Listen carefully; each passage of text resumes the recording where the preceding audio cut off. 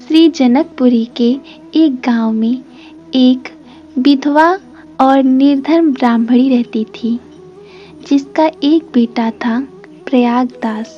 एक तो गरीब और आगे पीछे भी कोई नहीं, वो ब्राह्मणी जैसे तैसे अपना गुजारा करती थी। ब्राह्मणी के पास केवल 2 साड़ियाँ थीं, वो भी कई जगह से फटी हुई और सिली हुई थी, और घर में बर्तन भी कुछ ऐसा ही था जिससे केवल काम चल जाता था।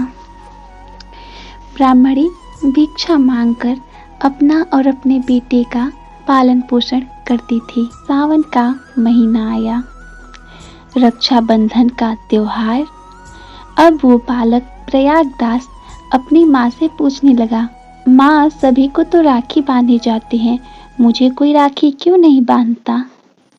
तो माँ कहती है, बेटा, तेरी कोई बहन नहीं है ना, इसलिए तुझे कोई राखी नहीं बांधता। 9 वर्ष का बालक, बात उसे समझ में नहीं आई।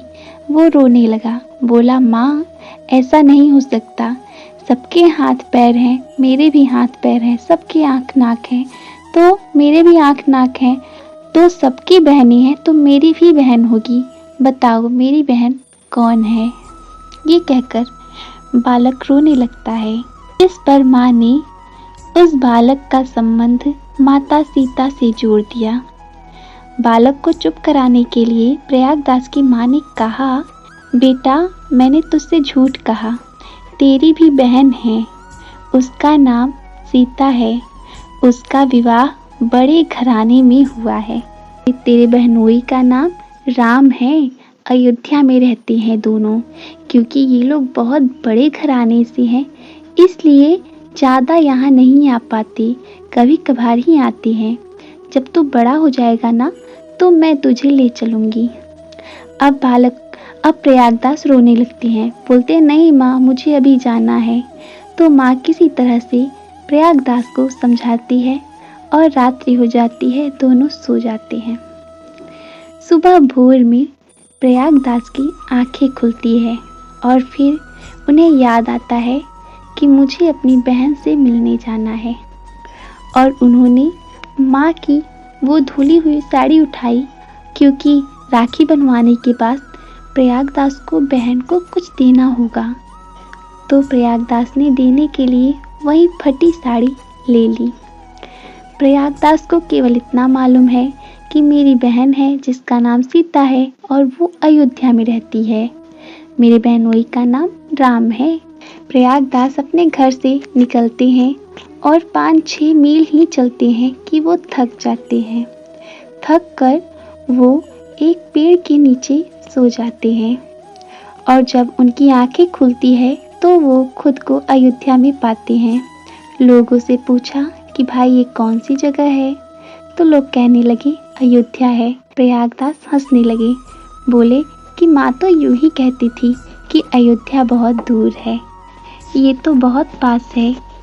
ऐसा सोचकर फिर वो लोगों से अपने बहन बहनोई का पता पूछने लगे। बोले, भैया, यहाँ पर सीता राम जी कहाँ हैं? तो लोग उन्हें मंदिर दिखा देते।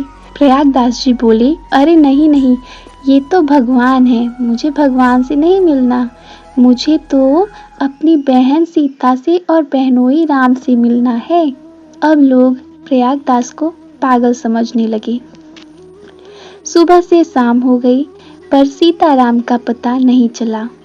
प्रयागदास वशिष्ठ कुंड के पास एक वृक्ष के नीचे बैठ जाते हैं और रोने लगते हैं। बोलते हैं कि माँ ने सच ही कहा था, बड़े लोग हैं, हमसे मिलने में उन्हें शर्म आती होगी, इसीलिए शायद नहीं मिल रहे हैं।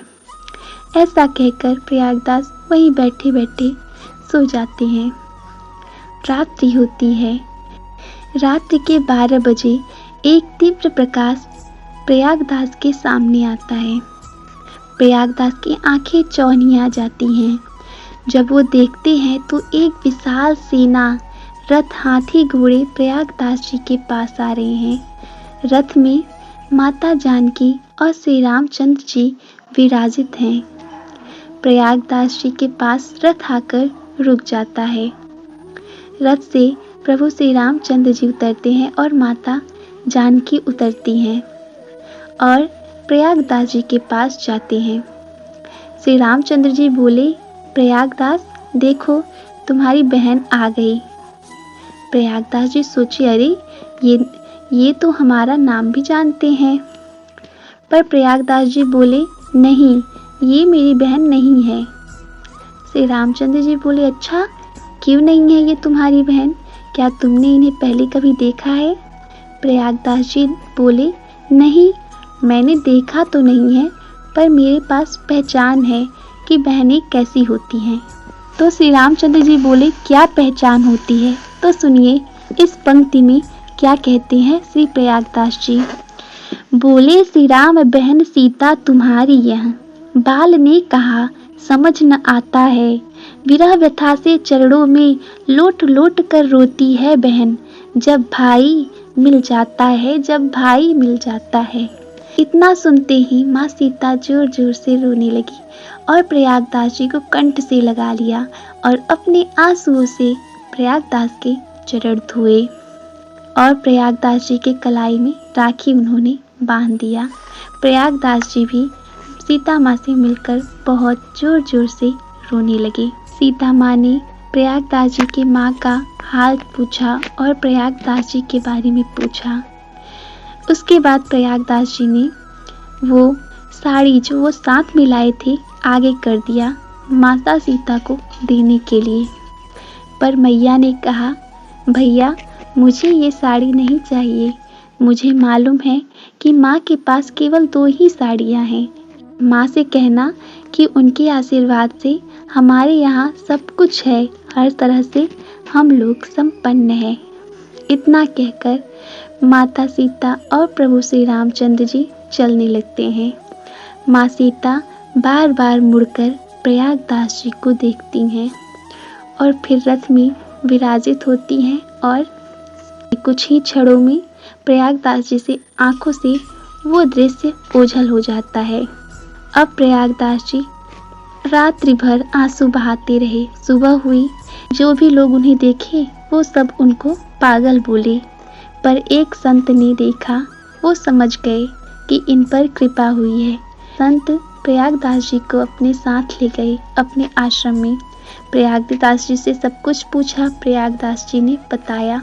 उसके बाद एक महिला संत जी के आश्रम में आई और उन्होंने प्रयागदास जी को भोजन दिया। बोला कि मेरे यहाँ सत्यनारायण की कथा हुई थी तो आप लोग प्रसाद पाले।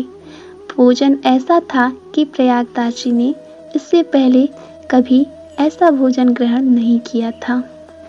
वो दोनों भोजन करते हैं और फिर प्रयागदास जी अपने घर को चले आते हैं। जिस प्रकार प्रभु की कृपा से अयोध्या पहुँचे थे, ठीक उसी प्रकार।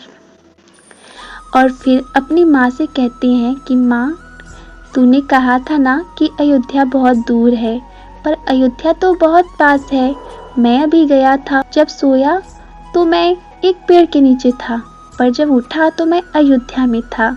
और तो और मैंने राखी भी बनवाई। प्रयागदास जी ने अपनी राखी को माँ को दिखाया और बोली, और प्रयागदास जी कहने लगे, माँ मैं तेरी साड़ी ले गया था पर बहन ने लिया नहीं। और बहन तो बोली पर बहनोई बहुत ही कम बोले। माँ ने जब ये सब बातें सुनी तो वो फूट फूट कर रोने लगी और श्री रामचंद्र जी को धन्यवाद कहने लगी। माँ सीता को धन्यवाद करने लगी कि उन्होंने अपने रिश्ते की मान रख ली। अब प्रयागदास जी अक्सर अयोध्या जाने की जिद करते, लेकिन माँ उन्हें नहीं जाने देती। कुछ सालों बाद जब माँ गुजर गई तो फिर से प्रयागदास जी के मन में अयोध्या जाने की लालसा हुई और वो फिर अयोध्या आकर रहने लगे। प्रयागदास जी को अयोध्या के वासी मामा कहते, क्योंकि वो सीता जी के भाई थे।